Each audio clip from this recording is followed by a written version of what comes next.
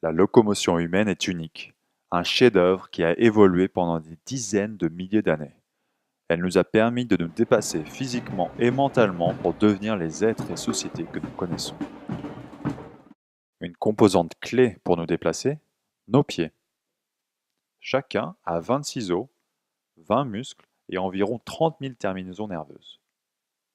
Pour que nous soyons en bonne santé et performants, ils doivent tous collaborer de manière intelligente, s'adapter à notre environnement changeant pour 650 000 heures. Et comme certains canoës, avec une extension pour être stable, nos pieds ont une partie mobile et une autre partie stabilisatrice.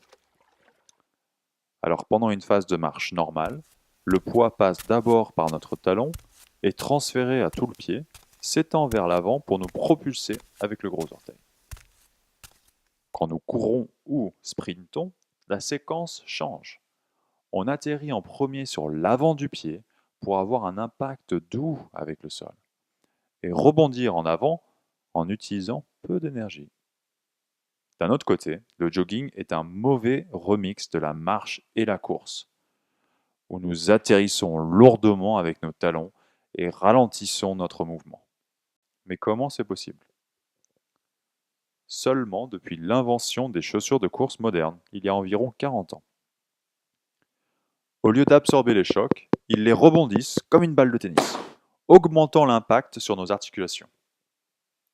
Une recherche scientifique a démontré que les coureurs avec des chaussures de plus de 95 $ avaient 2 fois plus de risques de se blesser comparé à ceux ayant des chaussures en dessous de 40 $. Le corps humain est un chef-d'œuvre de l'évolution.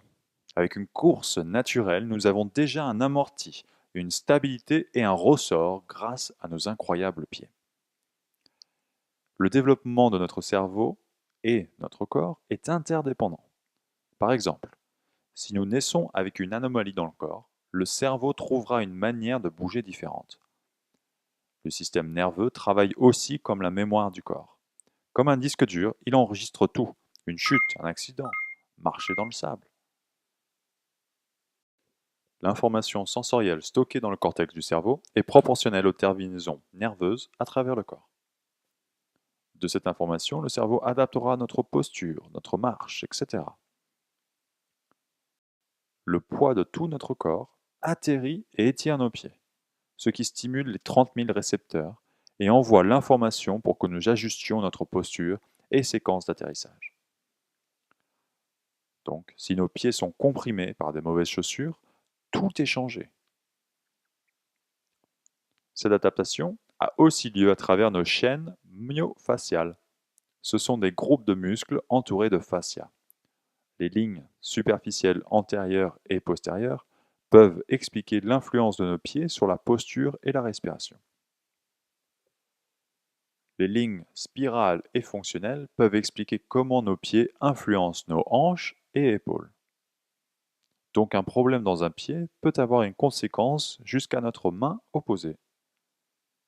Cette mémoire et unité du corps et du cerveau nous aide à comprendre pourquoi une cheville cassée ou tordue ou des impacts répétés peuvent causer des problèmes aux pieds et au reste du corps.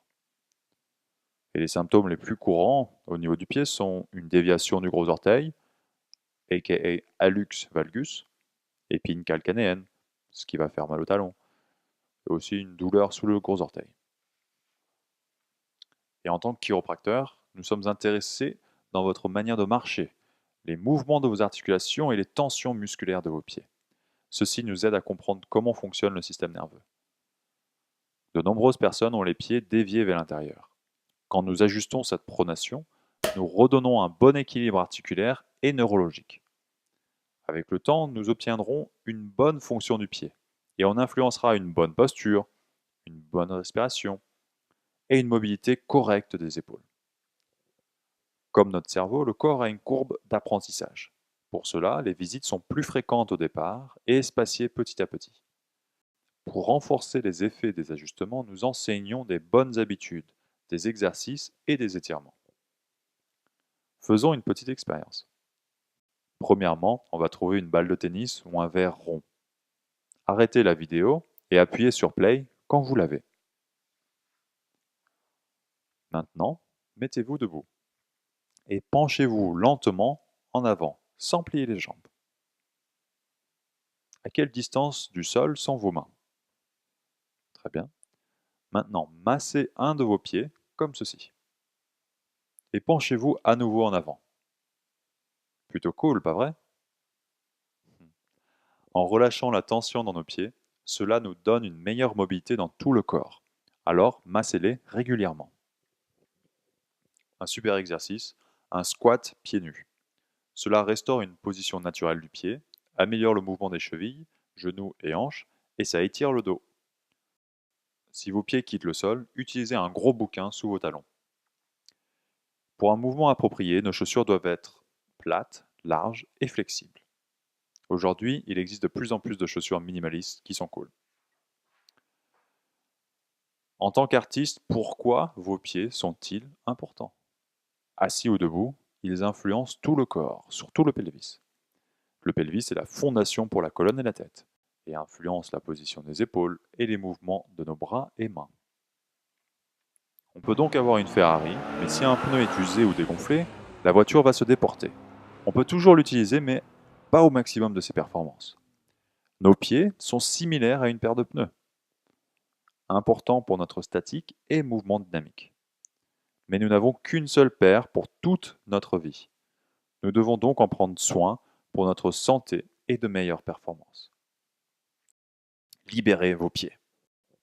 Ah, et au fait, les filles, les hauts talons, seulement pour la scène, s'il vous plaît.